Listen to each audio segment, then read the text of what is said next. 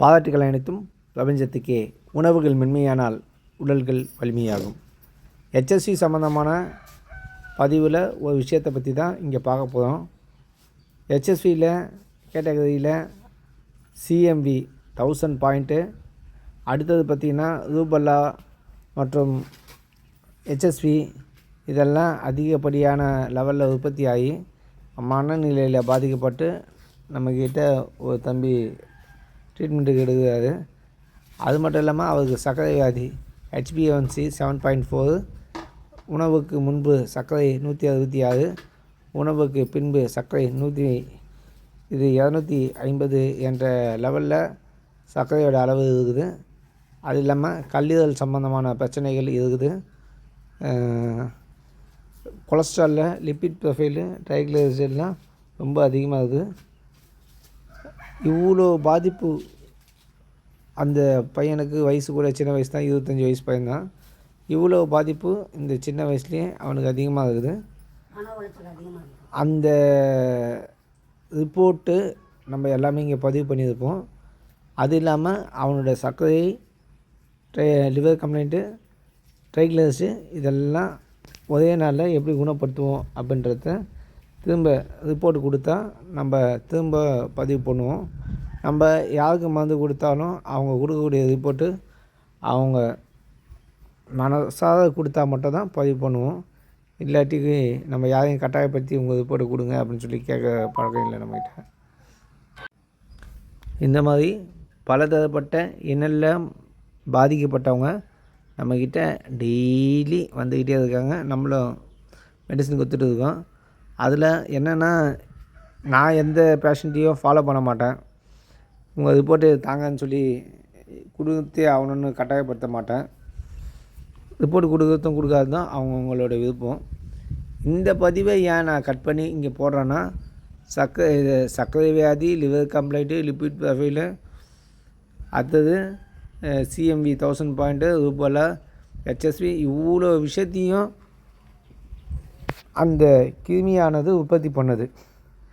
இதெல்லாம் எப்படி குணப்படுத்த முடியும் அப்படின்னு பார்த்திங்கன்னா, நம்ம உடம்புல இருக்கக்கூடிய அனைத்து நோய்களையும் குணப்படுத்தக்கூடிய ஒரே ஆற்றல் வந்து CD4 CD8 என்ற நோய் எதிர்ப்பு சக்தி மண்டலத்தில் இருக்குது. அந்த நோய் எதிர்ப்பு சக்தி மண்டலம் நல்ல முறையில் செயல்படும் போது எல்லா நோய்களும் எளிமையாக சீக்கிரமாக குணமாகிடும் அப்படின்றத சயின்டிஃபிக்காக நம்ம ப்ரூவ் பண்ணி தான் குணப்படுத்திட்டு இருக்கோம்.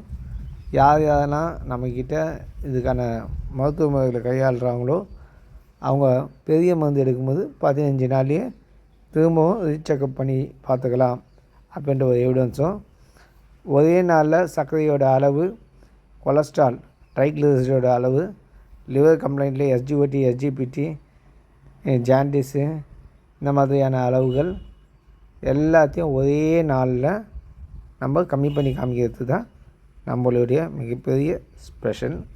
அந்த மாதிரியான விஷயத்தை தான் நம்ம பண்ணிகிட்டு இருக்கோம்.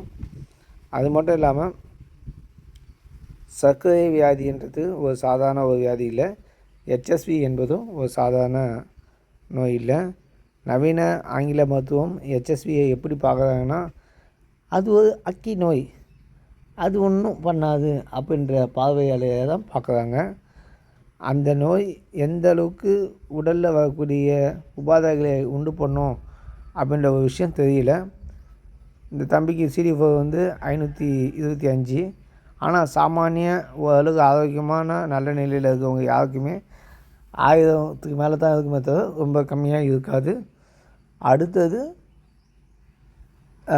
CD4ஓட லெவலில் உற்பத்தி ஆகிட்டு எல்லா கிருமியும் CD4ம் CD8ம் சேர்த்து கொன்றுவிடும் என்பதை இயற்கையான மருத்துவ முறையிலும் சயின்டிஃபிக்கான ஆதாரங்களோடும் நம்ம பல எண்ணிலடங்கான பதிவுகள் போட்டிருக்கோம். அதனால் நிச்சயமாக HSVயை, CMV, ரூபல்லோ, டோக்சோபிளாஸ்மா, TPHA இதெல்லாம் ஆங்கில மருத்துவர்கள் வைத்த பெயர்தான் தவிர்த்து சித்தர்கள் இந்த மாதிரியான பெயர்கள்லாம் வைக்கல. அதனால் எளிமையாக முழுமையாக குணப்படுத்த முடியும். சயின்டிஃபிக்காக திரும்ப செக்கப் பண்ணி பார்த்துக்கலாம். அதை தான் நம்ம அப்பப்போ நம்ம திரும்ப திரும்ப சொல்லி புரிய வைக்கிறோம். அதனால் பாதிக்கப்பட்டவங்க எல்லாருமே உங்களுடைய ரிப்போர்ட்டை எடுத்துகிட்டு வாங்க, நான் உங்களை முழுமையாக குணப்படுத்தி காமிக்கிறேன்.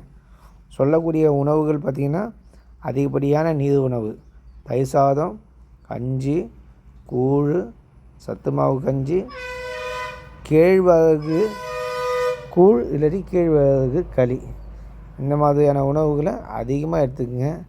அதிகமாக எடுக்க எடுக்க எடுக்க உடலில் வந்து அந்த வெட்டை கம்மியாகும்.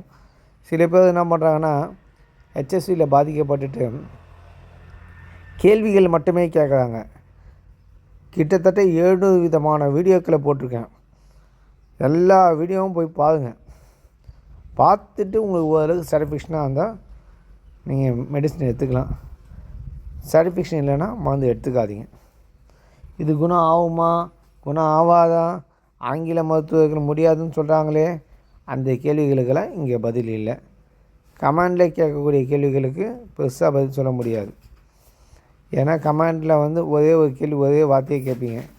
பாதிக்கப்பட்டவன் என்ன, ஏது, எவ்வளோ நாளாச்சு, அவனோட இம்யூன் சிஸ்டம் என்ன, CD4 என்ன, பயோலோடு என்ன, எதுவுமே தெரியாது. எதுவுமே தெரியாமல் கமெண்டில் என்ன பண்ண முடியாது, பதில் சொல்ல முடியாது. அதனால் சில விஷயத்த தெளிவாக புரிஞ்சுக்குங்க. அந்த தம்பி திரும்ப தன்னுடைய ரிப்போர்ட்டை வந்து சுகரு, லிவர் கம்ப்ளைண்ட் எல்லாம் வந்து மறுநாள் எடுக்க சொல்லியிருக்கேன். மறுநாள் எடுத்துட்டா அந்த ரிப்போர்ட்டை நம்மக்கிட்ட கொடுத்தா அதை நான் பதிவு பண்ணுறேன். இவ்வளோ டெஸ்ட்டு எது ஒரு பால்வினை நோய்க்கு கொஞ்ச நேரம் சந்தோஷத்துக்காக என்ன பண்ணக்கூடாது, பெரிய அளவுலாம் தப்பு பண்ணிக்கூடாது அப்படின்றதுக்காக தான் இந்த பதிவு. சரிங்களா? குணம் ஆகுமா குணம் ஆகாதா அப்படின்லாம் கேட்காதீங்க. நம்ம சயின்டிஃபிக்காக குணப்படுத்தி தான் நிறைய ரிப்போர்ட்டை டிக்ளேர் பண்ணியிருக்கோம். குணம் ஆகுமா ஆகாதா அப்படின்னு கேள்வி கேட்கறவனுக்கு குணம் ஆகாது. கிருமியை பற்றி பேசக்கூடாது, நோய் எதிர்ப்பு சக்தியை பற்றி பேசணும், ஆரோக்கியத்தை பற்றி பேசணும். எண்ணம் போல் வாழ்க்கை, ஒவ்வொரு விஷயமும் கண்காணிக்கப்படுகிறது.